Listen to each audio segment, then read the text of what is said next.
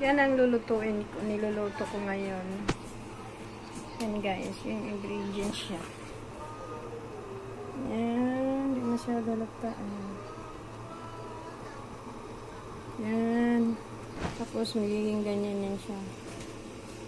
Ganyan. Ito na po yun. Yes! Ayan ang picture. Yan ang luto ko ngayon.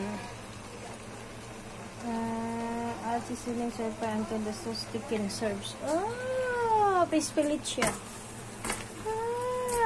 Ang sarap na niluto ko.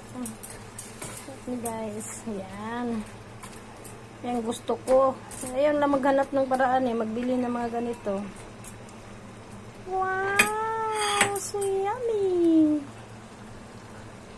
You see ha?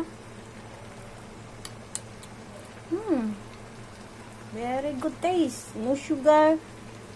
Only so 1 tablespoons. 1 teaspoon, 1 table. Light sauce niya, nilagyan ko siya ng 4 kasi sobra siyang 150 gram. Tapos 1 teaspoon corn flour, then 3 tables water. Ayan, dumadami yung water niya, kahit 3 lang.